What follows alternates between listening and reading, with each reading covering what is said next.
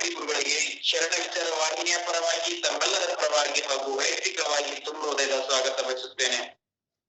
ಅದರಂತೆ ಇವತ್ತಿನ ಕಾರ್ಯಕ್ರಮದಲ್ಲಿ ನಿಸರ್ಗೋಪಚಾರದ ಕುರಿತು ತಮ್ಮ ಅನುಭವವನ್ನ ನೀಡಲಿರುವ ಗುರುಗಳಾದ MG ಮುಕುರ್ ಗುರುಗಳು ಕೂಡ ಶರಣ ವಿಚಾರ ವಾಹಿನಿಯ ಪರವಾಗಿ ತಮ್ಮೆಲ್ಲರ ಪರವಾಗಿ ಹಾಗೂ ವೈಯಕ್ತಿಕವಾಗಿ ತುಂಬ ಹೃದಯದ ಸ್ವಾಗತ ಬಯಸುತ್ತೇನೆ.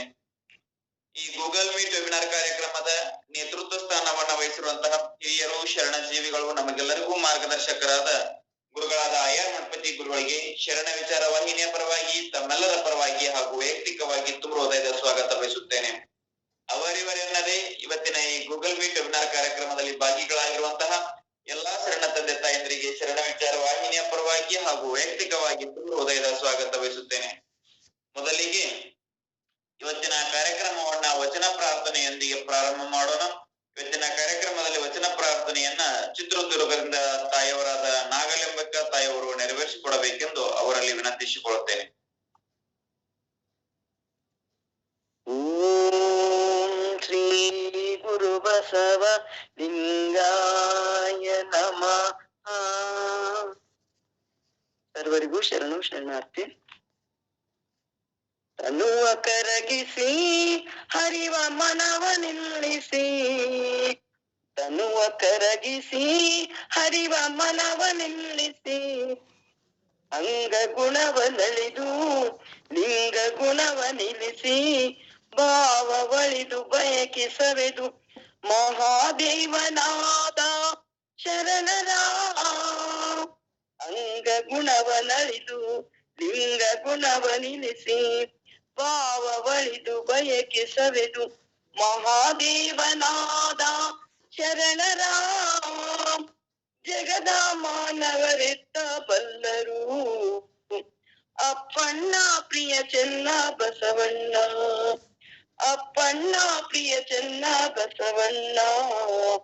ತನುವ ಕರಗಿಸಿ ಹರಿವ ಮನವ ನಿಲ್ಲಿಸಿ, ತನುವ ಕರಗಿಸಿ ಹರಿವ ಮನವ ನಿಲ್ಲಿಸಿ, ಅಂಗ ಗುಣವನಳಿದು ಲಿಂಗ ಗುಣವ ನಿಲ್ಲಿಸಿ, ಭಾವವಳಿದು ಬಯಕೆ ಸವೆದು ಮಹಾದೇವನಾದ ಶರಣರ. ಜಗದ ಮಾನವರೆತ್ತ ಬಲ್ಲರು ಅಪ್ಪಣ್ಣ ಪ್ರಿಯ ಚೆನ್ನ ಬಸವಣ್ಣ, ಅಪ್ಪಣ್ಣ ಪ್ರಿಯ ಚೆನ್ನ ಬಸವಣ್ಣ, ಅಪ್ಪಣ್ಣ ಪ್ರಿಯ ಚೆನ್ನ ಬಸವಣ್ಣ, ಅಪ್ಪಣ್ಣ ಪ್ರಿಯ ಚೆನ್ನ ಬಸವಣ್ಣ. ಶರಣು ಶರಣಾರ್ಥಿ, ಶರಣು ಶರಣಾರ್ಥಿ. ವಚನ ಪ್ರಾರ್ಥನೆಯನ್ನ ನೆರವೇರಿಸಿಕೊಟ್ಟಂತ ತಾಯಿಯವರಿಗೆ ತುಂಬ ಹೃದಯದ ಧನ್ಯವಾದಗಳು. ಇನ್ಮೇಲೆ ಗುರುಗಳಾದ MG ಮುಕುರ್ ಗುರುಗಳು ನಿಸರ್ಗೋಪಚಾರದ ಕುರಿತು ತಮ್ಮ ಅನುಭವವನ್ನು ಹಂಚಿಕೊಳ್ಳಬೇಕೆಂದು ಅವರಲ್ಲಿ ವಿನಂತಿ.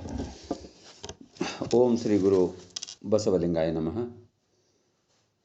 IR ಮಠಪತಿ ಸರ್ರಲ್ಲಿ ಮತ್ತು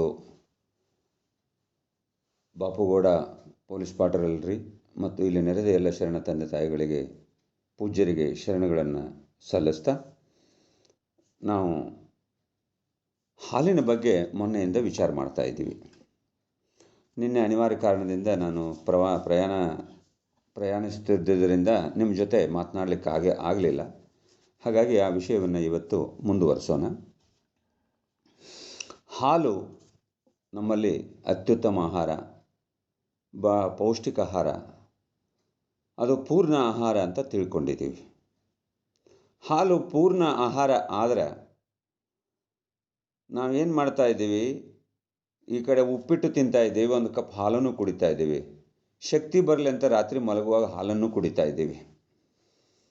ಹಾಲು ಪೂರ್ಣ ಆಹಾರ. ಇದು ಊಟ ಮಾಡಿರ್ತೀವಿ ನೈಟು, ಮತ್ತು ರಾತ್ರಿ ಇನ್ನೊಂದು ಕಪ್ ಹಾಲು ಕುಡಿತೀವಿ. ಅಂಥ ಒಂದು ಪದ್ಧತಿ ನಮ್ಮಲ್ಲಿ ಬಳಸ್ಕೊಂಡು ಬಂದಿದ್ದೀವಿ. ಸೊ ಊಟ ಮಾಡಿದ್ದು ಒಂದು ಊಟ ಆಯಿತು, ಮತ್ತು ಹಾಲು ಕುಡಿದೀವಿ ಅಂದರೆ ಮತ್ತೊಂದು ಊಟ ಆಯಿತು. ಅಂದರೆ ಡಬಲ್ ಊಟ ಮಾಡ್ತಾ ಇದ್ದೀವಿ ಎಟ್ ಎ ಟೈಮ್. ಅದನ್ನು ನಾವು ಗಮನಿಸಬೇಕಾಗಿದೆ. ಇವತ್ತು ಹಾಲಿನಿಂದ ಏನೇನು ಅನಾಹುತಗಳಾಗ್ತಾ ಇದ್ದೇವೆ ಅದನ್ನು ನಾವು ಸ್ವಲ್ಪ ಗಮನಿಸಬೇಕಾಗಿದೆ. ಮೊದಲನೇದಾಗಿ ಏನಾಗಿದೆ, ನಾವು ಮೂಲಭೂತವಾಗಿ ತಿಳ್ಕೊಳ್ಬೇಕಾಗಿರೋದು ಏನಂದರೆ, ಯಾವುದೇ ಪ್ರಾಣಿಗಳು ಅಂದರೆ ಏನು ಹೊಟ್ಟೆಯಿಂದ ಹುಟ್ಟಿತಕ್ಕಂಥದ್ದು, ಅಂಡಜ ಪಿಂಡಜ ಅಂತ ನಾವೇನು ಕರಿತೀವಿ, ನಾವು ಪಿಂಡಜರು, ಪಿಂಡದಿಂದ ಉತ್ಪತ್ತಿಯಾದವರು. ಈ ಪಿಂಡಜ 21 ಕೋಟಿ ಅಂತ ಹೇಳ್ತಾರೆ. 81 ಲಕ್ಷ ಜೀವರಾಶಿಗಳು, 81 ಲಕ್ಷ ಜೀವರಾಶಿ, 21 ಲಕ್ಷ ಜೀವರಾಶಿಗಳು, ಪಿಂಡಜ ಜೀವಗಳನ್ನು ನಾವು ನೋಡ್ತಾ ಇದ್ದೀವಿ. ಇವುಗಳಲ್ಲಿ 21 ಕೋಟಿ ಅಲ್ಲ, 84 ಲಕ್ಷ, 21 ಲಕ್ಷ, 21 ಲಕ್ಷ.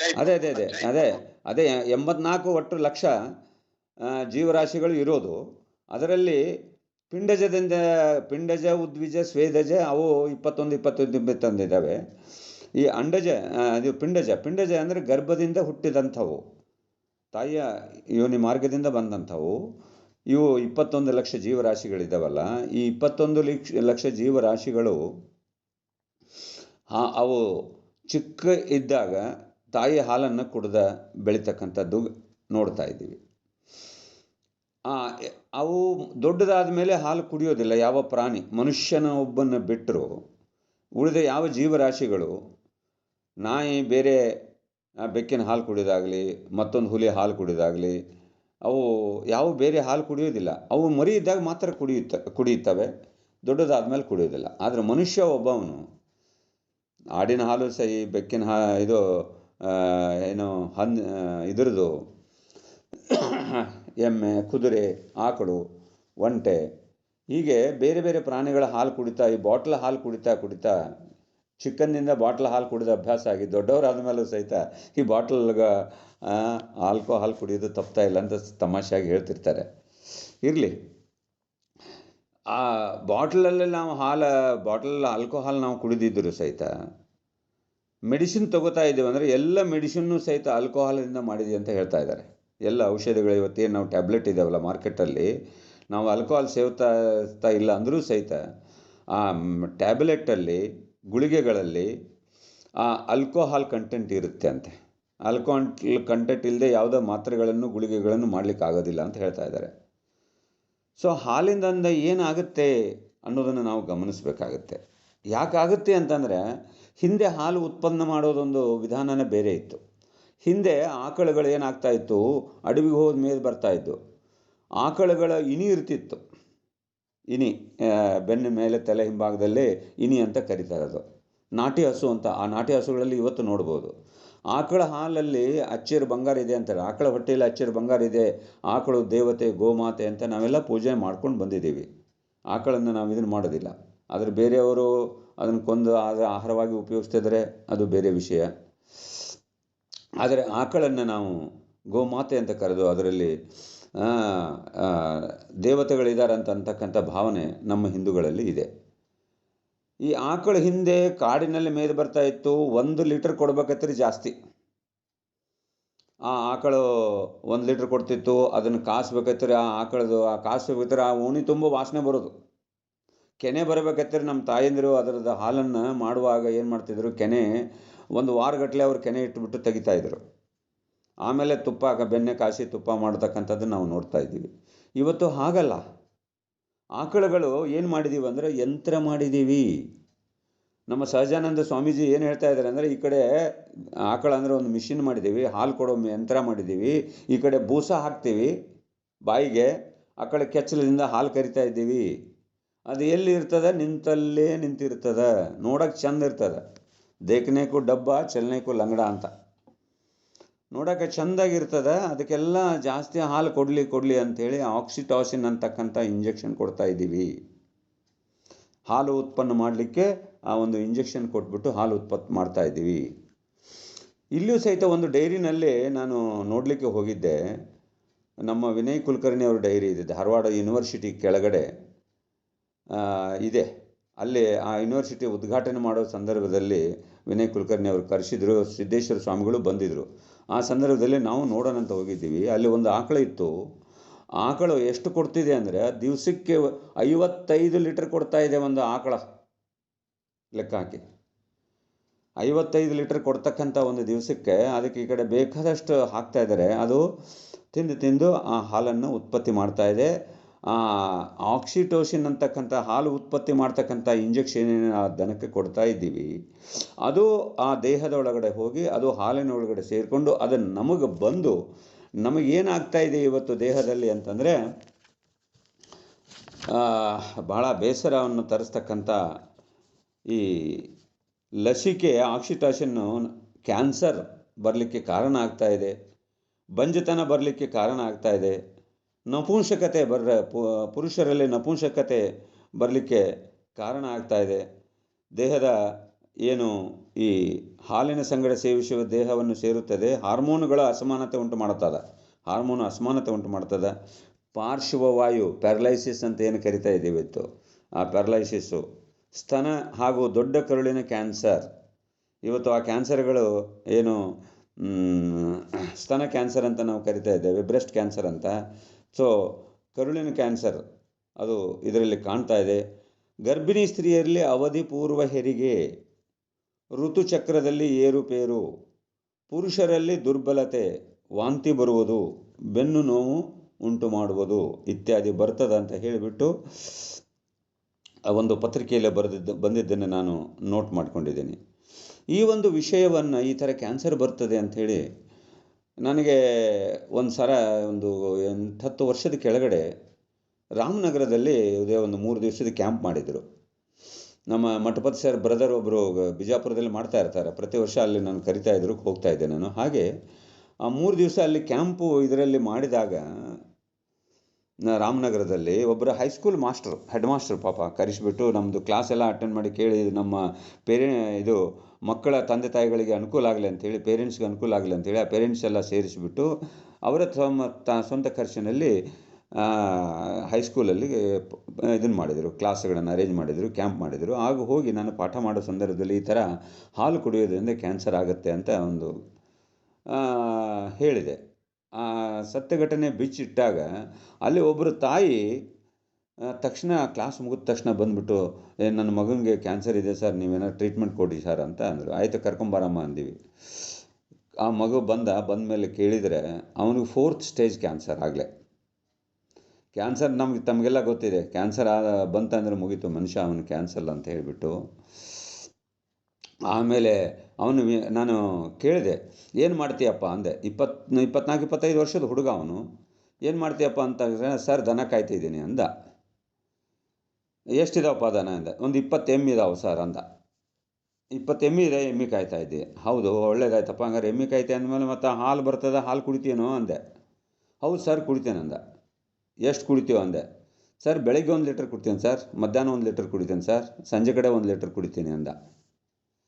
ಹೌದಪ್ಪ, ಇಷ್ಟು 3 ಲೀಟ್ರ್ ಆಯಿತು. ಹಿಂಗಾದರೆ ಮತ್ತು ಕ್ಯಾನ್ಸರ್ ಬರೋದೇ ಹೆಂಗೆ ನಿನಗೆ? ಸರಿ, ಯಾಕೆ ಇಷ್ಟೊಂದು ಕುಡಿತೀಯೋ, ಮತ್ತು ಊಟನೂ ಮಾಡ್ತೀಯಾ, ಹಾಲನ್ನು ಕುಡಿತೀಯಾ ಇಷ್ಟೊಂದು 1 ಲೀಟ್ರ್ ಅಂತಂದರೆ? ಇಲ್ಲ ಸರ್, ನಾನು ಮಿಲ್ಟ್ರಿಗೆ ಹೋಗ್ಬೇಕು. ನೋಡಿ, ನಾನು ಮಿಲ್ಟ್ರಿಗೆ ಹೋಗ್ಬೇಕು, ಅದಕ್ಕಾಗಿ ನಾನು ಹಾಲು ಕುಡಿತಾ ಇದ್ದೀನಿ. ಹಾಗಾಗಿ 4ನೇ ಸ್ಟೇಜ್ ಕ್ಯಾನ್ಸರ್ ಇದೆ ಅಂದರೆ 1-2ರಲ್ಲಿ ಗೊತ್ತೇ ಆಗೋದಿಲ್ಲ, 3ಕ್ಕೆ ಗೊತ್ತಾಗೋದು, 4 ಬಂತಂದ್ರೆ ಮುಗಿತಾ ಅಲ್ಲಿ ಕತೆ.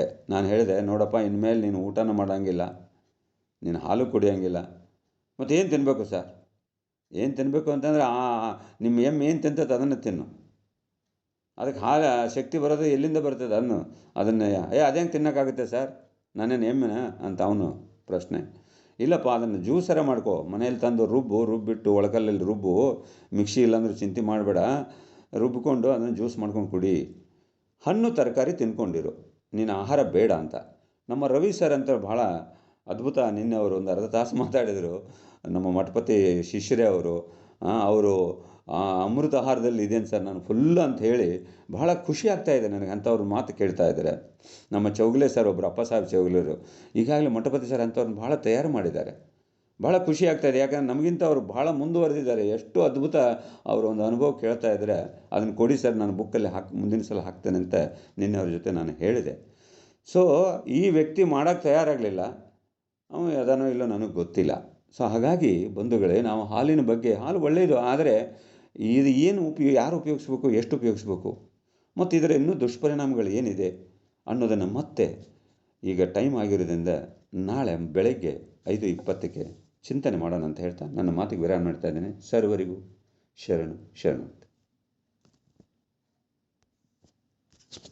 ಇಲ್ಲಿವರೆಗೆ ಶ್ರೀ MG ಮುಳುಕೂರ್ ಅವರು ನಮ್ಮೆಲ್ಲರ ಮುಂದೆ ಸತ್ಯವನ್ನೇ ಬಿಚ್ಚಿಟ್ಟಿದ್ದಾರೆ. ಆದರೆ ಅದನ್ನು ಸ್ವೀಕಾರ ಮಾಡುವ ಮನಸ್ಸು ಬಹುತೇಕ ನಮ್ಮದಿಲ್ಲ. ಯಾಕಂದ್ರೆ ನಾವೆಲ್ಲರೂ ಹಾಲು ಪರಿಪೂರ್ಣ ಆಹಾರ ಅಂತೇಳಿ ಭಾವಿಸಿ ಅಚ್ಚು ಒತ್ತಿಕೊಂಡಿದ್ದೇವೆ. ಶಾಲೆಯಲ್ಲಿ ಕಲಿತಿದ್ದೇವೆ, ಶಿಕ್ಷಕರು ನಮಗೆ ಹೇಳಿದ್ದಾರೆ.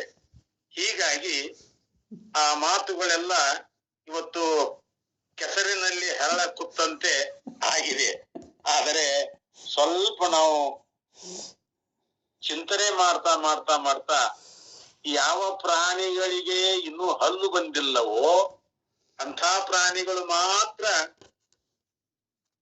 ಹಾಲನ್ನ ಸೇವನೆ ಮಾಡಬೇಕು. ಅವು ಮಾಡ್ತಾ ಇವೆ. ನಮಗ ಹಲ್ಲು ಬಂದಾವೀಗ. ದನ ಕೂಡ, ಆಕಳಿರಬಹುದು, ಎಮ್ಮಿರಬಹುದು, ಯಾವುದೇ ಪ್ರಾಣಿ ಇರಬಹುದು, ತಮ್ಮ ಮರಿ ಹಾಕಿದ ಮೇಲೆ ಆ ಮರಿಗೆ ಹಲ್ಲು ಬರುವವರೆಗೆ ಮಾತ್ರ ಹಾಲು ಕುಡಿಸ್ತಾವ. ಯಾವಾಗ ಹಲ್ಲುಗಳು ಬಂದು ಆವಾಗ ಅವು ಒದಿತಾವು.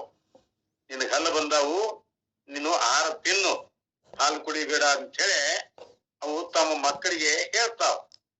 ಆ ಸಂಜ್ಞೆಯನ್ನ ಅರ್ಥ ಮಾಡಿಕೊಂಡಿರುವ ಮರಿಗಳು, ಆ ಸಂಜ್ಞೆಯನ್ನ ಅರ್ಥ ಮಾಡಿಕೊಂಡಿರುವಂತಹ ಮರಿಗಳು ಹಾಲು ಕುಡಿಯುವುದನ್ನ ಬಿಟ್ಟ ಹುಲ್ಲನ್ನು ತಿನ್ಲಿಕ್ಕೆ ಪ್ರಾರಂಭ ಮಾಡ್ತಾವ.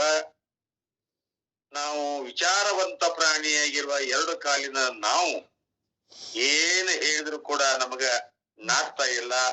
ಆ ಪ್ರಾಣಿಗಳಿಗಿಂತಲೂ ಬಹುತೇಕ ನಾವು ಕನಿಷ್ಠ ಅನ್ನೋದನ್ನ ಯಾರು ಹೇಳಬೇಕಾಗಿಲ್ಲ, ನಾವ ತಿಳ್ಕೋಬೇಕಾಗಿದೆ ಅನ್ನುವಂತ ಮಾತನ್ನ ಈ ಸಂದರ್ಭದಲ್ಲಿ ಹೇಳ್ತಾ, ಹಾಲು ಬೇಕಾಗಿದ್ರೆ ತೆಂಗಿನ ಕಾಯಿಯಿಂದ ನೀವು ಹಾಲನ್ನ ತೆಗಿಬಹುದು.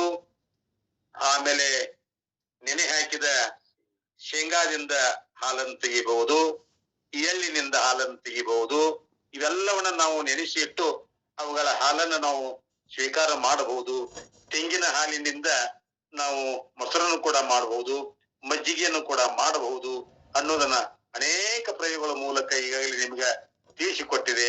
ಅವು ಎಲ್ಲವುಗಳನ್ನ ಇನ್ನು ಮುಂದಾದ್ರೂ ಕೂಡ ನಾವು ಪಾಲಿಸೋಣ ಅನ್ನುವಂತ ಮಾತನ್ನ ಬಹಳ ಸೂಚ್ಯವಾಗಿ ಹೇಳಿದಂತ ಶ್ರೀ ಎಂ.ಜಿ. ಮುಳುಕೂರ್ ಅವರಿಗೆ ಭಕ್ತಿಯ ಶರಣಾರ್ಥಿಗಳು. ಶರಣಾರ್ಥಿ ಸರ್, ಶರಣ. ಮೇಲೆ ಉರಿಯ ಗದ್ದುಗೆ ಕುರಿತಾಗಿ ಸ್ನೇಹಿತರಾಗಿರುವಂತ ಶ್ರೀ ಬಾಪುಗೌಡ ಪಾಟೀಲ್ರು ತಮ್ಮ ಚಿಂತನೆಯನ್ನ ಆರಂಭ ಮಾಡಬೇಕೆಂದು ಅವರಲ್ಲಿ ಭಿನ್ನಹ.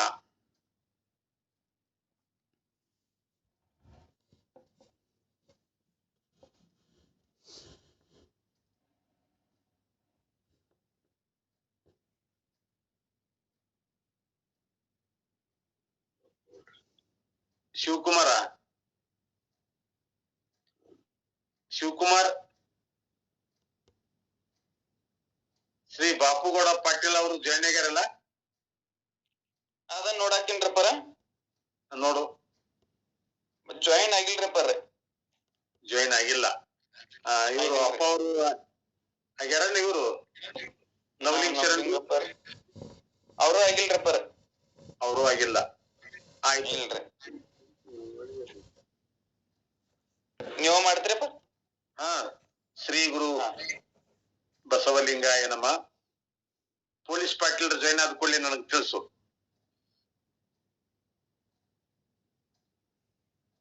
ಓಂ ಶ್ರೀ ಗುರು ಬಸವಲಿಂಗಾಯ ನಮಃ. ನಿನ್ನೆ 18ನೇ ಅಧ್ಯಾಯದೊಳಗ ಶ್ರೀ ಬಾಪುಗೌಡ ಪಾಟೀಲ್ರು ತಮ್ಮ ಉರಿಯ ಗದ್ದುಗೆ ಎನ್ನುವ ಕಾದಂಬರಿಯಲ್ಲಿ ಗುರು ಮತ್ತು ಶಿಷ್ಯರಲ್ಲಿ ನಡೆದಿರುವಂತ ಆ ಸಂಭಾಷಣೆ ಬಹಳ ಚೆನ್ನಾಗಿ ಒಡಿಮೂಡಿ ಬಂತು. ಅವರ ಮಾತುಗಳನ್ನ ಕೇಳಿದಾಗ, ಬಾಪುಗೌಡರ ಧ್ವನಿಯನ್ನ ನಾವು ಕೇಳಿದಾಗ ಬಹುತೇಕ ಜಗದ್ಗುರು ಡಾಕ್ಟರ್ ಸಿದ್ಧಲಿಂಗ ಮಹಾಸ್ವಾಮಿಗಳೇ ಮಾತಾಡ್ತಾ ಇದ್ದಾರೇನೋ ಅನ್ನುವಂತ ಒಂದು ಭಾಸ ನಮ್ಮೆಲ್ಲರಿಗೂ ಆಗ್ತಾ ಇದೆ. ಆ ನಿಟ್ಟಿನಲ್ಲಿ ಅವರು ಬಹಳ ಚೆನ್ನಾಗಿ ಆ ಕಾದಂಬರಿಯನ್ನ ನೆರವೇರಿಸಿದ್ದಾರೆ. ಅವರಿಗೆ ಬಹಳ ಜನ ನಮ್ಮ ಚಿತ್ರದುರ್ಗದ ತಾಯಂದಿರು ಅವರ ಮಾತುಗಳನ್ನು ಕೇಳ್ತಾ ಕೇಳ್ತಾ ಬಹಳ ಸಂತೋಷ ಪಟ್ಟಿದ್ದಾರೆ. ಆ ಕಾದಂಬರಿಕಾರರಾಗಿರುವಂತಹ ಬಾಬುಗೌಡ ಪಾಟೀಲ್ರಿಗೆ ಅನಂತ ಭಕ್ತಿ ಶರಣಾರ್ಥಿಗಳನ್ನ ಸಲ್ಲಿಸ್ತಾ ಇಂದು ನಾವು ನೀವೆಲ್ಲ ನಮ್ಮ ಅಂತರಂಗದ ಪರಿಶೋಧನೆಯನ್ನ ಮಾಡಿಕೊಳ್ಳಬೇಕಾಗಿದೆ. ನಾವು ಒಂದೊಂದು ಬಾರಿ ಒಬ್ಬೊಬ್ಬರ ಹೇಳಿಕೆಗಳನ್ನ ನಮ್ಮ ಮನಪಟಲದ ಮೇಲೆ ಅಚ್ಚು ಒತ್ತಿಸಿಕೊಂಡ ಹಾಗೆ ಸ್ವೀಕಾರ ಮಾಡಿ ನಮ್ಮ ಸಾಧನೆಯನ್ನ ಬೇರೆ ದಿಕ್ಕಿನ ಕಡೆಗೆ ನಾವೆಲ್ಲರೂ ಸಾಗ್ತಾ ಇದ್ದೇವೆ. ಸಾಧನೆ ಒಂದೇ ತೆರನಾಗಿದ್ರೆ ವಸ್ತುವಿನ ಸಾಧ್ಯ ನಮಗ ಆಗೇ ಆಗ್ತದೆ. ನಾವು ಸಾಧನೆಯಲ್ಲಿ ವ್ಯತ್ಯಾಸ ಮಾಡ್ತಾ ಮಾಡ್ತಾ ಮಾಡ್ತಾ ಹೋದರೆ ಯಾವ ವಸ್ತುವಿನ ಸಾಧ್ಯವು ನಮಗ ಆಗೋದಿಲ್ಲ ಅನ್ನೋದನ್ನ ಒಂದು ಸಣ್ಣ ಉದಾಹರಣೆ ಮೂಲಕ ನಾವು ತಿಳಿದುಕೊಳ್ಬೇಕಾಗಿದೆ. ಒಂದು ಕಠಿಣವಾಗಿರುವಂತಹ ಕಲ್ಲನ್ನ, ಗಡಸು ಕಲ್ಲನ್ನ ದಿನಂಪ್ರತಿ ಮುಟ್ತಾ ಮುಟ್ತಾ ಮುಟ್ತಾ ಮುಟ್ತಾ ಮುಟ್ತಾ ಹೋದ್ರೆ ನಾವು ಮುಟ್ಟಿದ ಸ್ಥಳದಲ್ಲಿ ನಮ್ಮ ಹಸ್ತದ ರೇಖೆಗಳು ಮೂಡಿ ಆ ಕಠಿಣ ಕಲ್ಲು ಕೂಡ ಏನಾಗ್ತದ, ಸವೆದು ಹೋಗ್ತದ. ಅಂಥ ಕಠಿಣ ಕಲ್ಲು ಸವೆದು ಹೋಗುವ ಅನೇಕ ಉದಾಹರಣೆಗಳನ್ನ ನೀವೆಲ್ಲರೂ ನೋಡಿರಿ. ಬಹಳ ನಾವು ನೀವೆಲ್ಲ ಅನೇಕ ದೇವಸ್ಥಾನಗಳನ್ನ ಸುತ್ತ ಹಾಕಿದ್ದೇವೆ. ದೇವಸ್ಥಾನಗಳು ನಮ್ಮನ್ನೆಲ್ಲ ಆಕರ್ಷಣೆ ಮಾಡಿವೆ.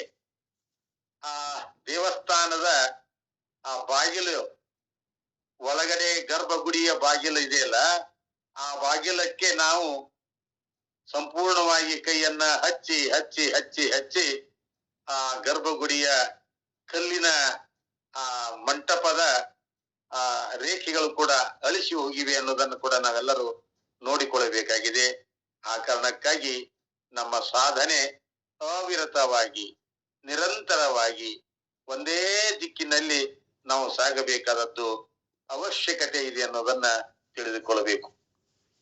ಅದಕ್ಕ ಒಂದು ಕಡೆಗೆ ಅಲ್ಲಮ ಪ್ರಭುದೇವರು ಹೇಳ್ತಾರೆ, ನಾವು ಅರಿವುಳ್ಳಂಥ ಪ್ರಾಣಿಗಳು.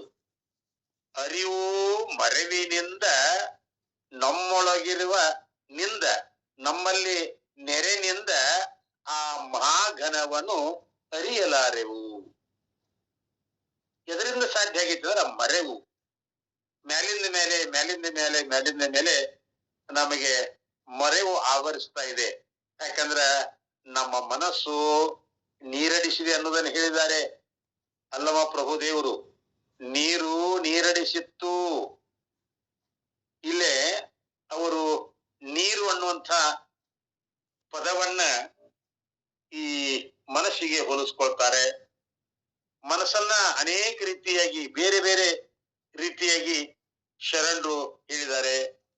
ಮನಸ್ಸಿಗೆ ನಾಯಿ ಅಂತ ಹೇಳಿದ್ದಾರೆ, ಮನಸ್ಸಿಗೆ ಮರ್ಕಟ ಅಂತ ಹೇಳಿದ್ದಾರೆ, ಮನಸ್ಸಿಗೆ ನೀರು ಅಂತ ಹೇಳಿದ್ದಾರೆ. ಅದಕ್ಕ ಬಸವಣ್ಣನವರು ಹೇಳಿದಾರಲ್ಲ, ಅಂದನವ ನೇರಿದ ಸೊರಗ ತನ್ನ ಮುನ್ನಿನ ಸ್ವಭಾವವನ್ನ ಬಿಡದು. ನಮ್ಮ ಮನಸ್ಸು ಹಾಗೆ ಆಗಿದೆ.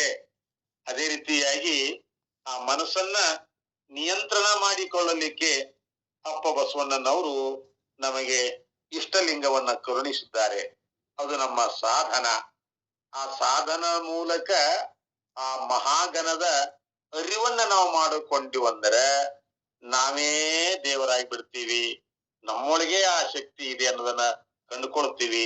ಇದಕ್ಕ ನಿರಂತರದ ಶಿವಯೋಗ ಸಾಧನೆ ಅತಿ ಅವಶ್ಯ ಅನ್ನೋದನ್ನು ಕೂಡ ನಾವು ಇವತ್ತ ಹೇಳಿಕೊಂಡು, ನಾನು ಹೆಚ್ಚಿನ ಸಮಯವನ್ನ ತೆಗೆದುಕೊಳ್ಳಲಾರದೆ ಶ್ರೀ ಧಾರವಾಡದಿಂದ ತಿಗಡಿ ಗುರುಗಳು ಅವರಿಗೆ ಅಭಿನವ ಅಲ್ಲಮ ಅಂತ ತಿಳ್ಕೊಂಡವರನ್ನ ಕರೀತಾರೆ.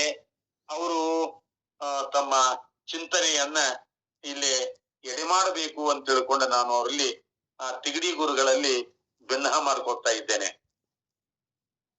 ತಿಗಡಿ ಸರ್, ಮುಳ್ಕೂರ್ ಸರ್, ಶರಣಾರ್ಥಿಗಳು ಜಾಯ್ನ್ ಆಗಿದ್ದಾರೆ. ಅಲ್ಲ, ಚಿಂತನೆಯನ್ನು ಪ್ರಾರಂಭ ಮಾಡಿ ಸರ್ ತಾವು. ಅಲ್ಲ, ತಾವು ಮಾಡ್ತಾ ಇದ್ರಿ ಚೆನ್ನಾಗಿ ಸರ್, ಮಾಡಿ ದಯವಿಟ್ಟು. ನಾನು ಮಾಡ್ತೇನೆ ಇನ್ನೊಂದ್ ದಿವ್ಸ. ನಿಮ್ಮ ಇದು ನೋಡಿದ ಕೂಡಲೇ ನನಗೆ ಅನಿಸ್ತು, ತಾವು ಇವತ್ತ ಒಂದ್ 20 ನಿಮಿಷಗಳ ಕಾಲ ಚಿಂತನೆ ಮಾಡಿ.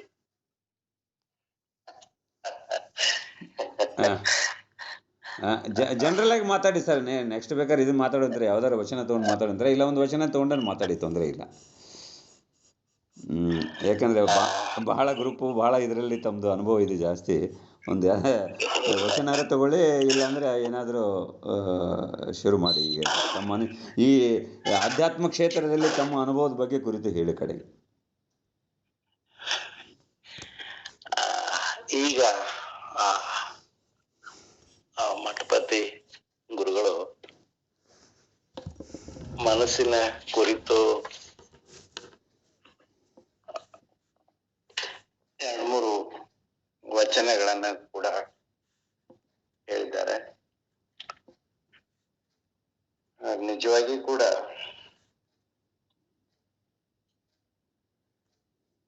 ಈ ವಚನ ಸಾಹಿತ್ಯದಲ್ಲಿ ವಚನಗಳ ಆಳಕ್ಕೆ ಒಂದಿಷ್ಟು ಇಳಿತಾ ಹೋದ ಹಾಗೆ ಬಹುಶಃ ಎಲ್ಲ ಶರಣರ ಒಂದು ಮೂಲ ಅಂದ್ರೆ ಅವರು ಮಾತನಾಡೋದು ವಚನಗಳ ಆ ಗರ್ಭದಲ್ಲಿ ಮನಸ್ಸೇ ಅಂತ ಅನಿಸ್ತದ. ಮನಸ್ಸನ್ನ ಬಿಟ್ಟು ಯಾರು ಕೂಡ ಮಾತನಾಡಿಲ್ಲ. ಯಾಕಂದ್ರೆ ಮನಸ್ಸನ್ನೋದು ಹೀಗಿದೆ, ಒಬ್ರು ಒಂದಲ್ಲ ಒಂದು ರೀತಿಯಿಂದ ಆ ಮನಸ್ಸನ್ನ ಕುರಿತು ಮಾತನಾಡ್ತಾ ಇದ್ದಾರೆ. ಒಬ್ರು ಅದರ ಚಾಂಚಲ್ಯವನ್ನ ಹೇಳ್ತಾರೆ, ಒಬ್ರು ಅದರಿಂದ ಪರಿಣಾಮಗಳನ್ನು ಹೇಳ್ತಾರೆ, ಇನ್ನು ಕೆಲವರು ಅದನ್ನ ಹೇಗೆ ನಿಯಂತ್ರಿಸಬೇಕು ಅಂತ ಹೇಳ್ತಾರೆ. ಇನ್ನು ಸಿದ್ದರಾಮ ಶರಣರಂಥವ್ರು ಅಪ್ಪ ಅದನ್ನ ನನ್ನ ಕಡೆಯಿಂದ ಆಗೋದಿಲ್ಲ, ನೀನ್ ಏನಾದ್ರೂ ಮಾಡು ಅಂತ ಅವರು ಹೇಳ್ಕೊತಾರೆ. ಒಟ್ಟಿನಲ್ಲಿ ಈ ಶಿವಯೋಗಕ್ಕ ಬರ್ಬೇಕಾದಾಗ ತೊಂದರೆ ಆಗೋದು, ಬಹಳಷ್ಟು ನಮಗೆ ಅಡ್ಡಿ ಆಗೋದು ಬಹುಶಃ ಮನಸ್ಸಿನಿಂದ ಅಂತಾನೆ ಕಾಣುತ್ತೆ. ಅಂಥದ್ರಲ್ಲಿ ಈ ಮನಸ್ಸನ್ನ ಹೇಗೆ ನಿಯಂತ್ರಿಸಬೇಕು ಅಥವಾ ಮನಸ್ಸನ್ನ ಹೇಗೆ ನಮ್ಮ ಒಂದು ನಾ ಹೇಳಿದ ಹಾಗೆ ಕೇಳೋದು, ಅಥವಾ ಅದನ್ನ ಹೇಗೆ ಈ ತಾಯಿ ಒಬ್ಬ ತನ್ನ ಮಗುವನ್ನ ಯಾವ ರೀತಿಯಾಗಿ ಮುದ್ದಿಸಿ ರಮಿಸಿ ಆ ಮಗುವನ್ನ ಒಂದು ರೀತಿ ಸಮಾಧಾನ ಪಡಿಸಿ ತನ್ನ ತಾನು ಏನು ಸಾಧಿಸ್ಬೇಕಂತಾಳೋ ಆ ಒಂದು ತರ್ತಾಳಲ್ಲ, ಹಾಗೆ ಈ ಮನಸ್ಸನ್ನು ಕೂಡ ಆ ಅರ್ಥದಲ್ಲಿ ಅಕ್ಕ ಮಹಾದೇವಿ ಒಂದು ಕಡೆಗೆ, ಬಹಳಷ್ಟು ಕಡೆಗೆ ಮಾತಾಡ್ತಾಳೆ ಅಕ್ಕ ಮಹಾದೇವಿ, ಅದನ್ನ ಹೇಳ್ತಾಳೆ. ಒಂದು ವಚನ, ಹೆದರದಿರು ಮನವೇ ಬೆದರದಿರು ತನುವೆ, ಹೆದರದಿರು ಮನವೇ ಬೆದರದಿರು ತನುವೆ, ನಿಜವನರಿತು ನಿಶ್ಚಿಂತನಾಗಿರು, ಫಲವಾದ ಮರಣ ಕಲ್ಲಲ್ಲಿ ಇಡುವುದೊಂದು ಕೋಟಿ, ಎಲವದ ಮರಣ ಇಡುವವರೊಬ್ಬರ ಕಾಣೆ, ಫಲವಾದ ಮರಣ ಕಲ್ಲಲ್ಲಿ ಇಡುವುದೊಂದು ಕೋಟಿ, ಎಲವದ ಮರಣ ಇಡುವವರೊಬ್ಬರ ಕಾಣೆ, ಭಕ್ತಿಯುಳ್ಳವರ ಬೈವರೊಂದು ಕೋಟಿ. ಭಕ್ತಿ ಇಲ್ಲದವರ ಬೈವರೊಬ್ಬರನೂ ಕಾಣೆ. ನಿಮ್ಮ ಶರಣರ ನುಡಿಯೇ ಎನಗೆ ಗದಿ ಸೋಪಾನ ಚನ್ನಮಲ್ಲಿಕಾರ್ಜುನ. ಅಕ್ಕ ಆರಂಭದ ಸಾಲಿನಲ್ಲಿ ಹೇಳೋದೇನು ಅಂದ್ರೆ, ಹೆದರದಿರು ಮನವೇ ಬೆದರದಿರು ತನುವೆ. ಮನಸ್ಸು ಹೆದರಿತು ಅಂದ್ರೆ ತನು ಬೆದರ್ತದ. ಈ ಮನಸ್ಸನ್ನೋದು ಈ ಪಂಚಭೂತಗಳಿಂದ ಆಗಿರುವ ಈ ದೇಹವನ್ನ ತನ್ನ ನಿಯಂತ್ರಣಕ್ಕ ತಗೊಳ್ತದ. ಯಾವಾಗ ಪಂಚಭೂತಗಳು ಮತ್ತು ಈ ಮನಸ್ಸು ಒಂದಾದವು ಶುರು ಆಗ್ತದ ಲೌಕಿಕದ ದೊಂಬರಾಟ.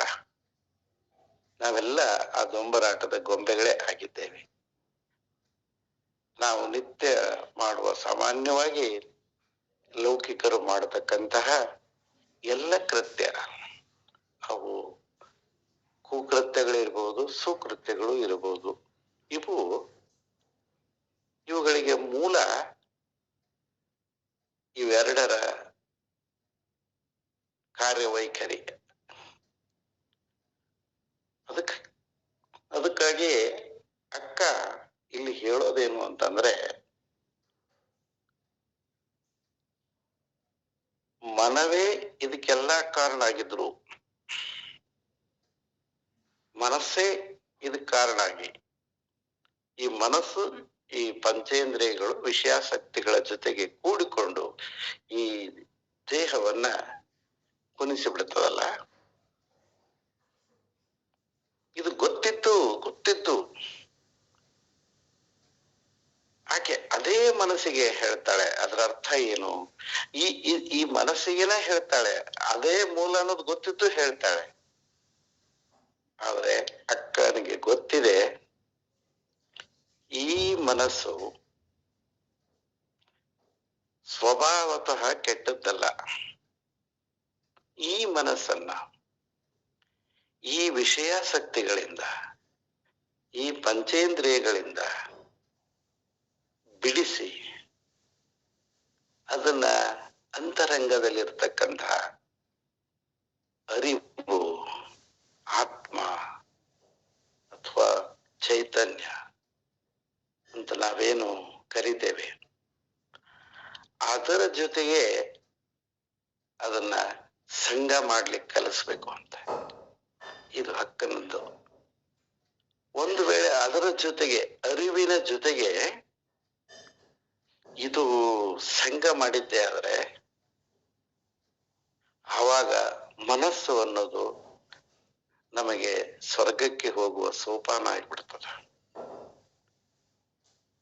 ಅಕ್ಕನಿಗೆ ಗೊತ್ತು, ಈ ಮನಸ್ಸೆಂಬ ವಾಹಕವನ್ನೇ ಉಪಯೋಗಿಸ್ಕೊಳ್ಬೇಕು, ಅದರ ಮೂಲಕನೇ ಸಾಧನೆ ಆಗ್ಬೇಕು. ಒಂದ್ ರೀತಿ ಕಳ್ಳನ ಕೈಯಲ್ಲಿ ಕಿಲಿ ಕೊಟ್ಟ ಹಾಗೆ ಮನೆದು. ಅದಕ್ಕಾಗಿ ಆ ಮನಸ್ಸು ಅನ್ನೋದು ಇವ್ರ ಕೈಯಾಗ ಸಿಕ್ಕ ಒದ್ದಾಡ್ಲಿಕ್ಕತ್ತದ. ಆ ಒದ್ದಾಟದಿಂದ ತನೂ ಬೆದರಿಕೊಂಡದ. ಹೀಗಾಗಿ ಅದಕ್ಕನೇ ನಾನು ಒಮ್ಮೆಲೆ ಕೈ ಹಾಕ್ತಾಳೆ ಅನಿಸ್ತದ. ಹೆದರದಿರು ಮನವೇ ಬೆದರದಿರು ತನುವೆ. ನೀ ಹೆದರದ ಕೂಡಲೇ ಇದು ಬೆದರ್ತದ. ನಿಜವನ್ನರಿತು ನಿಶ್ಚಿಂತನಾಗಿರು.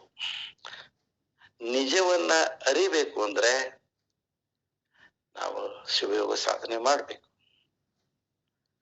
ಯಾಕೆ ಮಾಡ್ಬೇಕು ಅಂದ್ರೆ ಅಲ್ಲಿ ನಿಜ ಇದೆ. ಅಲ್ಲಿ ಆ ಪರಮಾತ್ಮನ ಆ ಶಕ್ತಿಯ ಮೂಲ ಸತ್ಯದ ಸ್ವರೂಪ ಇದೆಯಲ್ಲ, ಅದನ್ನ ಅರಿತು ಬಿಡು.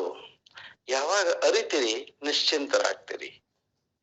ಆಕೆ ತಾಯಿ ಹೇಳೋದು ಮನುಷ್ಯರಿಗಲ್ಲ, ಅದಕ್ಕೆ ಹೇಳ್ತಾಳೆ, ನಿಜವನ್ನರಿತು ನಿಶ್ಚಿಂತನಾಗಿರು. ಅದಕ್ಕೆ 2 ಉದಾಹರಣೆ ಕೊಡ್ತಾಳೆ, ಬಹಳ ಸುಂದರವಾದ ಉದಾಹರಣೆ. ಫಲವಾದ ಮರಣ ಕಲ್ಲಲ್ಲಿ ಇಡುವುದೊಂದು ಕೋಟಿ. ಮಾವಿನ ಮರ ಮೈ ತುಂಬಾ ಹಣ್ಣುಗಳನ್ನು ಬಿಟ್ಕೊಂಡಿದ್ರ, ನೇರಳೆ ಮರ ಬಿಟ್ಕೊಂಡಿದ್ರ, ಹೀಗೆ ಫಲವಾದ ಮರಗಳಿದ್ರೆ ಕಲ್ಲಿಲೆ 100 ಜನ ಹೊಡಿತಾರೆ ಆ ಫಲಕ್ಕಾಗಿ. ಅವ್ರ ಉದ್ದೇಶ ಉದ್ದೇಶ ಏನು? ಯಾಕೆ ಹೊಡಿತಾರೆ? ಅಲ್ಲಿ ಇದೆ ಅಂತ ಹೊಡಿತಾರೆ. ಇನ್ನೊಂದಿದೆ, ಎಲವದ ಮರನ ಇಡುವವರೊಬ್ಬರು ಕಾಣೆ. ಬೂರಲ್ಲದ ಮರ, ಅದರಲ್ಲಿ ಏನೂ ಇರೋದಿಲ್ಲ. ಅದಕ್ಕೆ ಅದನ್ನ ಯಾರು ಕಲ್ಲಿಲಿ ಹೊಡೆಯೋದಿಲ್ಲ. ಇದು ಲೋಕ ನೀತಿ, ಸಾಮಾನ್ಯ ನೀತಿ. ಈ ಎರಡೂ ದೃಷ್ಟಾಂತಗಳನ್ನ ಅಕ್ಕ ನಮ್ಮ ಮುಂದೆ ಇಟ್ಟು ಇವೆರಡನ್ನ ಮುಂದಿನ 2 ಸಾಲಿಗೆ ಜೋಡಿಸ್ತಾಳೆ, ಲಿಂಕ್ ಮಾಡ್ತಾಳೆ. ಭಕ್ತಿಯುಳ್ಳವರ ಬೈವರೊಂದು ಕೋಟಿ, ಫಲವಾದ ಮರನ ಕಲ್ಲಲ್ಲಿ ಇಡುವವರು 1 ಕೋಟಿ. ಅದೇ ರೀತಿ ಭಕ್ತಿಯುಳ್ಳವರ ಬೈವರೊಂದು ಕೋಟಿ. ಶರಣ ಮಾರ್ಗ, ಶಿವಯೋಗ ಮಾರ್ಗ ಬಹಳ ಕಷ್ಟದ ಮಾರ್ಗ. ಭಕ್ತಿ ಎಂಬುದು ಮಾಡಬಾರದಯ್ಯ, ಹೋಗುತ್ತಲೂ ಕರಗಸದಂತೆ ಹೋಗುತ್ತಲೂ ಕೊರೆಯುವುದು, ಬರುತ್ತಲೂ ಕೊರೆಯುವುದು. ಅಪ್ಪ ಬಸವಣ್ಣನ ವಚನ ಇದೆಯಲ್ಲ, ಕಷ್ಟದ ಮಾರ್ಗ. ಅದಕ್ಕಾಗಿ ಭಕ್ತಿ ಶಿವಯೋಗದ ಮಾರ್ಗದಲ್ಲಿ ನಡೆದ್ರೆ ನಿಂದಿಸುವವರು, ತೆಗಳುವವರು ನಿಮಗ 100 ಜನ ಇದ್ದಾರೆ. ಹೇಗೆ ಅಲ್ಲಿ ಕಲ್ಲಿಂದ ಹೊಡಿತಾರೆ, ಹಾಗೆ ಇಲ್ಲಿ ನಿಮಗಿದೆ. ಸಮಾಧಾನ ಪಟ್ಕೋಬೇಕು, ಮನವೇ ಪಟ್ಕೋ. ಹಣ್ಣಿನ ಬರ ಕಲ್ಲು ಹೆಂಗ್ ಹೊಡಿತಾರಲ್ಲ, ಭಕ್ತಿ ಮಾರ್ಗದಲ್ಲಿ ಬಂದ್ರೆ ನಿನಗೂ ಹಾಗೆ ಆಗ್ತದ. ಆದ್ರೆ ಅಲ್ಲಿ ಎಲವದ ಮರಕ್ಕೆ ಯಾರು ಯಾಕೆ ಕಲ್ಲು ಹೊಡೆಯೋದಿಲ್ಲ? ಅಲ್ಲಿ ಫಲನ ಇಲ್ಲ. ಇಲ್ಲಿ ಭಕ್ತಿ ಇಲ್ಲದವರ ಈ ಶರಣ ಮಾರ್ಗದಲ್ಲಿ ಯಾರು ಇಲ್ಲವೋ, ಬರೀ ಈ ಸಂಸಾರದ ಈ ತಾಪತ್ರಯದ ಮಾರ್ಗದಲ್ಲಿದ್ದಾರೋ ಅವ್ರನ್ನ ಯಾರು ಬೈಯೋದಿಲ್ಲ. ಡಕಾಯಿತರನ್ನಾಗ್ಲಿ, ದುಷ್ಟರನ್ನಾಗ್ಲಿ ಯಾರು ಬೈತಾರೆ? ಮರ ಅವನಿಂದ ದೂರ ಆದ್ರೆ ಸಾಕು, ಸರಿ ಸರಿ ಆ ಕಡೆ ಹೋಗೋಣ, ಅವನಿಲ್ಲಿ ಮಾತಾಡ್ಸೋಣ ಅಂತ. ಅವನ್ ಯಾರು ಮುಟ್ಟೋದಿಲ್ಲ. ಮಾತಾಡಿಸಿದ್ರೆ ನಮಗೆ ತೊಂದರೆ. ಎಲವದ ಮರಕ್ಕೆ ಕಲ್ಲು ಹೊಡೆದ್ರೆ ನಮಗೆ ತೊಂದರೆ. ಮಾವಿನ ಗಿಡಕ್ಕೆ ಹೊಡೆದ್ರೆ ಒಂದಿಷ್ಟೇನಾದ್ರು. ಅದಕ್ಕ ಈ 2 ಉದಾಹರಣೆಯನ್ನು ಕೊಟ್ಟು, ಹಾಗಾದ್ರೆ ಮೊದಲನೇದು ನಿಜವನ್ನರಿತು ನಿಶ್ಚಿಂತನಾಗಿರು. ಆ ನಿಜವನ್ನ ಅರಿಬೇಕಾದ್ರೆ ಏನ್ ಮಾಡ್ಬೇಕು? ಮತ್ತೆ ಕೆಳಗೆ ಹೇಳೋದು, ನಿಮ್ಮ ಶರಣರ ನುಡಿಯೇ ಎನಗೆ ಗತಿ ಸೋಪಾನ ಚಲನ ಮಲ್ಲಿಕಾರ್ಜುನ. ತಾಯಿ ಒಂದು ಕಡೆ ಮನಸ್ಸಿಗೆ ಸಮಾಧಾನ ಮಾಡ್ತಾಳೆ. ಸಣ್ಣ ಮಗು ಹೇಳ್ತಾಳೆ, ಹೆದರದಿರು ಮನವೇ ಬೆದರದಿರು ತನವೇ ನಿಜವನ್ನರಿತು ನಿಶ್ಚಿಂತ. ಆ ನಿಜವನ್ನ ಅರಿಲಿಕ್ಕೆ ನಾವೇನ್ ಮಾಡ್ಬೇಕಾಗಿದೆ? ನಿಮ್ಮ ಶರಣರ ನುಡಿಯೇ ಎನಗೆ ಗತಿ. ಅವರ ಸಹವಾಸ, ಅವರ ಸತ್ಸಂಗ, ಅವರ ನುಡಿಗಳು ನಮಗೆ ದಾರಿದೀಪ. ಆ ನುಡಿಗಳೇ ಆ ಫಲವಾದ ಮರಣ, ಆ ಹಣ್ಣುಗಳು. ಅದನ್ನ ಆ ರಸಪಾಕವನ್ನ, ಜ್ಞಾನದ ರಸಪಾಕವನ್ನ ನಾವು ಗಟ್ಟಿಯಾಗಿ ಹಿಡ್ಕೊಂಡು ಹೊರಟ್ರೆ ಖಂಡಿತವಾಗಿ ಕೂಡ ನಮ್ಮ ಮಾರ್ಗ ಸರಳ ಆಗ್ತಾ ಇದೆ. ಅದಕ್ಕೆ ಮನಸ್ಸು ಅದು ಒಂದು ರೀತಿ ವಿಚಿತ್ರವಾದಂಥದ್ದು. ಅದನ್ನೇ ಅಲ್ಲಮರು ಒಂದು ಕಡೆಗೆ ಒಂದು ವಚನದಲ್ಲಿ ಹೇಳ್ತಾರೆ, ಸೂಳೆಗೆ ಸುಖವಿಲ್ಲ ಅಂತ. ಬಹಳ ಸುಂದರವಾದ ವಚನ. ಅಲ್ಲಿ ಸೂಳೆ ಅಂದ್ರೆ ಲೌಕಿಕದ ಸೂಳೆ ಅಲ್ಲ, ಮನವೆಂಬ ಸೂಳೆ.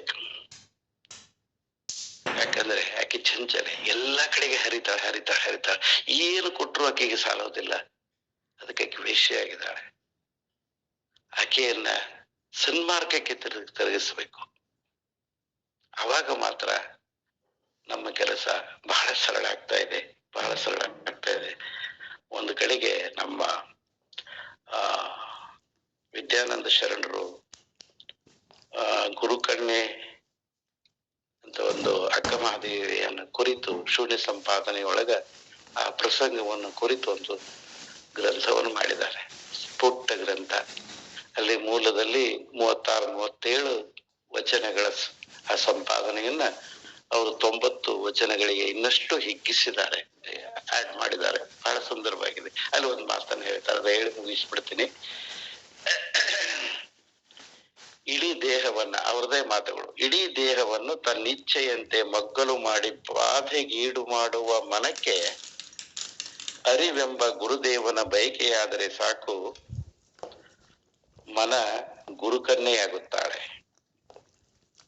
ಅರಿವೆಂಬ ಗುರುದೇವನನ್ನು ವರಿಸಿ ಆಕೆ ಗುರುಕನ್ಯೆಯೇ ಆಗಿಬಿಡುತ್ತಾಳೆ. ಇಂತಹ ಅದ್ಭುತವಾದಂತಹ ಆ ಗುರುಕನ್ಯೆಯಾಗಿ ಆ ಪರಶಿವನನ್ನ ವರಿಸಿದವಳು ಅಕ್ಕ. ಆ ಅಕ್ಕನನ್ನೇ ಅವರು ಗುರು ಕನ್ಯೆ ಅಂತ ಹೇಳ್ತಾರೆ. ಅದಕ್ಕಾಗಿ ನಾವೆಲ್ಲ ಮೂಲವಾಗಿರತಕ್ಕಂಥ ಮನಸ್ಸನ್ನ ಹತೋಟಿಗೆ ಇಟ್ಕೋಬೇಕು. ಇದಕ್ಕೆ ಸಾವಿರಾರು ವಚನಗಳು ಸಾಕ್ಷಿ ಇದ್ದಾವೆ.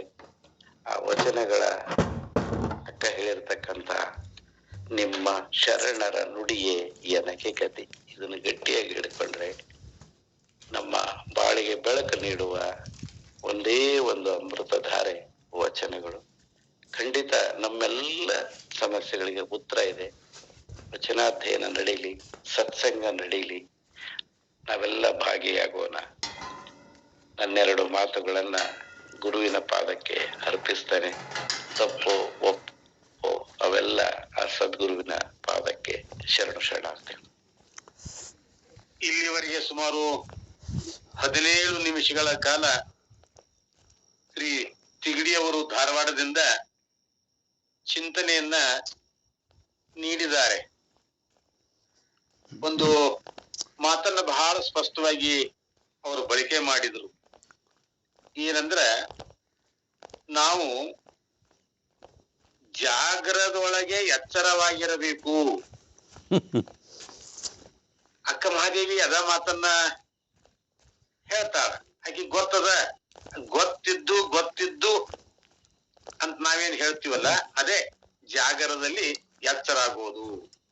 ಆ ಎಚ್ಚರಿಕೆಯ ಮಾತು ಇನ್ನೊಬ್ಬರಿಗೆ ಅಲ್ಲ, ಅದು ನನ್ನ ಮನಸ್ಸಿಗೆ. ನನ್ನ ಮನಸ್ಸು ಡೊಲಾಯಮಾನವಾಗಿ ಆ ಕಡೆ ಈ ಕಡೆ ಅದಕ್ಕ ಬಹಳ ಚಂದ ಒಂದು ಉದಾಹರಣೆ ಕೊಟ್ರು ನೋಡ್ರಿ ಅಲ್ಲಮರು. ಸೂಳಿಗೆ ಸುಖವಿಲ್ಲ.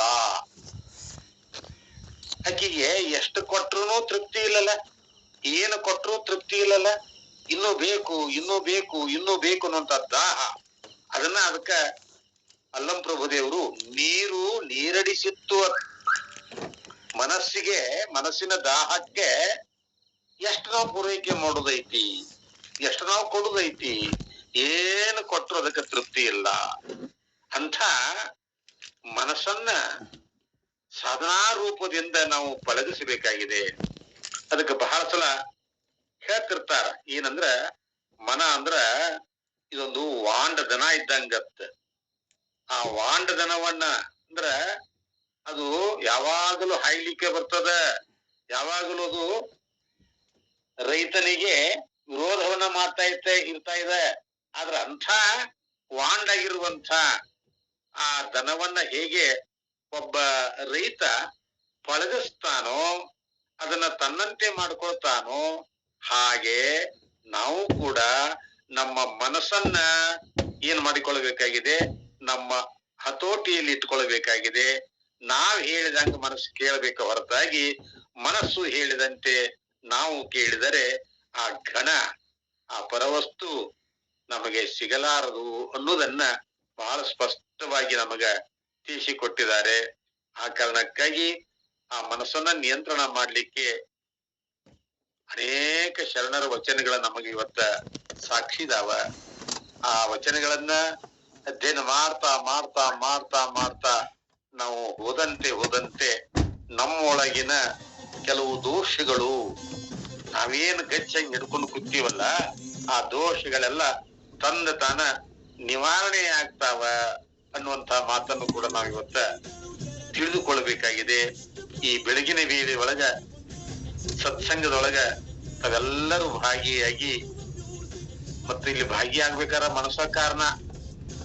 ಆ ಮನಸ್ಸು ಇರ್ಲಿಲ್ಲ ಅಂದ್ರೆ ಇದ್ರಾಗ ಭಾಗಿಯಾಗಕ್ ಆಗೋದಿಲ್ಲ. ಅಂಥ ಮನಸ್ಸನ್ನ ಒತ್ತಾಯದಿಂದಲಾದ್ರೂ ಇಂಥ ಸತ್ಸಂಗದಲ್ಲಿ ನಾವು ಭಾಗ ವಹಿಸೋದ್ರಿಂದ ನಮ್ಮ ಮನಸ್ಸು ಕೂಡ ನಾವು ಹೇಳಿದಂತೆ ಕೇಳ್ತದ ಅನ್ನೋದನ್ನು ಕೂಡ ಅಕ್ಕ ಮಹಾದೇವಿ ಹೇಳಿದ್ದ ಮಾತನ್ನ ನಾವು ಆಕೆ ಗೊತ್ತಿದ್ದು ಆ ಮನಸ್ಸಿಗೆ ಹೇಳ್ತಾಳ, ಬೆದರೆದರು ಇವೆರಡೂ ಮಾಡಲಾರ್ದ ನೀನು ನಿಜವನ್ನರಿದು ನಿಶ್ಚಿಂತನಾಗಿರು. ಆ ನಿಜವನ್ನ ಕಂಡುಕೊಳ್ಳುವುದಕ್ಕಾಗಿ ನೀವೆಲ್ಲ ಪ್ರಯತ್ನ ಮಾಡೋಣ ಅನ್ನುವಂತ ಮಾತನ್ನ ಹೇಳ್ತಾ, ಈಗ ಶ್ರೀ ಬಾಪುಗೌಡ ಪೊಲೀಸ್ ಪಾಟೀಲ್ ಅವರು ಇವತ್ತ ಈಗ ಜಾಯಿನ್ ಆಗಿದ್ದಾರೆ. ಅವ್ರನ್ನು ಕೂಡ ನಾನು ಸ್ವಾಗತ ಮಾಡ್ತಾ, ಇಲ್ಲಿವರೆಗೆ ತಮ್ಮ ಚಿಂತನೆ ನೀಡಿರುವಂತ ಮುಳುಕೂರು ಗುರುಗಳಿಗಾಗ್ಲಿ ಅಥವಾ ನಮ್ಮ ತಿಗಡಿಯವರಿಗೆ ಆಗ್ಲಿ ತಾವು ಮತ್ತೇನಾದ್ರು ವಿಷಯವನ್ನ ಅದಕ್ಕ ಕೂಡಿಸೋರಿದ್ರೆ ಅದರ ಕುರಿತಾಗಿ ಹೇಳುವವರಿದ್ರೆ ತಮಗೆ ಒಂದು 5 ನಿಮಿಷಗಳ ಕಾಲಾವಕಾಶವನ್ನ ನೀಡಲಾಗ್ತದ. ದಯವಿಟ್ಟು ತಾವು ಚಿಂತನೆಯಲ್ಲಿ ಭಾಗವಹಿಸಬೇಕು ಅಂತ ತಿಳ್ಕೊಂಡು ನಾನು ತಮ್ಮಲ್ಲಿ ಭಿನ್ನ ಮಾಡ್ಕೊಳ್ತಾ ಇದ್ದೇನೆ.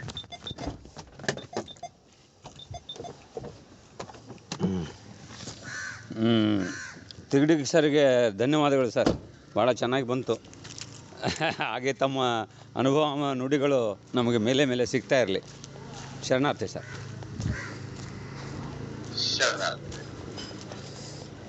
ಎಲ್ಲರಿಗೂ ಶರಣಾರ್ಥಿ. ಶರಣಾರ್ಥಿ. ಶ್ರೀ ಬಾಪುಗೌಡ ಪಾಟೀಲ್, ಪೊಲೀಸ್ ಪಾಟೀಲ್ ಅವರು ಈಗ ಜಾಯಿನ್ ಆಗಿದ್ದಾರೆ. ಅವರಿಗೂ ಕೂಡ ಸ್ವಾಗತವನ್ನ ಹೇಳ್ತಾ ನಾಳೆ ಸರಿಯಾದ ಸಮಯಕ್ಕೆ ಅವರು ಇದರಲ್ಲಿ ಭಾಗಿಯಾಗಿ ಉರಿಯ ಗದ್ದುಗೆಯ 19ನೇ ಅಧ್ಯಾಯವನ್ನ ಅವರು ಪ್ರಾರಂಭ ಮಾಡಬೇಕು ಅಂತ ತಿಳ್ಕೊಂಡು ನಾವೆಲ್ಲ ಈಗ ಆತುರಾಗಿ ಕೂತಿದ್ದೇವೆ. ಅಂದ್ರೆ ಗುರುಗಳು ಇನ್ನು ಪಟ್ಟಕ್ಕಾಗಿಲ್ಲ. ಪಟ್ಟಕ್ಕಾಗೋಕ್ಕಿಂತ ಪೂರ್ವದಲ್ಲಿಯೇ ಆ ಶಿವಕುಮಾರ್ ಜಗದ್ಗುರುಗಳೊಂದಿಗೆ ತಮ್ಮ ಸಂವಹನವನ್ನು ಕೂಡ ಅವರು ಮಾಡ್ತಾ ಇದ್ದಾರೆ. ಅವರ ಮಾತುಗಳು ನಮಗ ಏನು ಕಲಿಸಿಕೊಡ್ತಾವ ಅನ್ನೋದನ್ನ ಮುಂದಿನ ಅಧ್ಯಾಯದಲ್ಲಿ ನಾವೆಲ್ಲ ನೋಡ್ಬೇಕಾಗಿದೆ.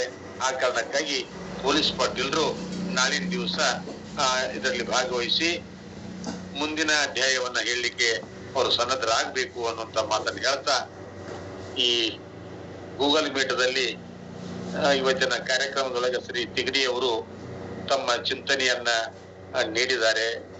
ಒಮ್ಮೊಮ್ಮೆ ಇಂಥ ತೊಂದರೆಗಳಾಗೋದು ಸ್ವಾಭಾವಿಕ. ಯಾಕಂದ್ರೆ ಒಮ್ಮೆ ಎಚ್ಚರ ಆಗ್ತೀವಿ, ಒಮ್ಮೆ ಎಚ್ಚರ ಆಗೋದಿಲ್ಲ. ಅಂಥ ಸಂದರ್ಭದೊಳಗ ಇವೆಲ್ಲವೂ ಆಗೋದೆ. ಅದಕ್ಕ ಯಾರ ಮೇಲೂ ಕೂಡ ಮುನಿಸು ಬೇಡ, ಕೋಪ ಬೇಡ. ಅವರವರ ತೊಂದರೆಗಳು ಅವರನ್ನ ಏನ್ ಮಾಡ್ತಾವಂದ್ರ ಈ ರೀತಿಯಾಗಿ ಮಾಡ್ಲಿಕ್ಕೆ ಸಹಕಾರಿ ಮಾಡಿರ್ತಾವ. ಆ ಕಾರಣಕ್ಕಾಗಿ ನಾವು ನೀವೆಲ್ಲ ಈಗ ವಚನ ಮಂಗಲದೊಂದಿಗೆ ಇವತ್ತಿನ ಚಿಂತನೆಯನ್ನ ಸಂಪೂರ್ಣಗೊಳಿಸೋಣ. ಭಾಗವಹಿಸಿದ ತಮ್ಮೆಲ್ಲರಿಗೂ ಇಂದಿನ ದಿನವು ಲಿಂಗಮಯವಾಗಲಿ ಅಂತ ತಿಳ್ಕೊಂಡು ನಾನು ಆಶಿಸ್ತಾ, ತಂದೆ ನೀನು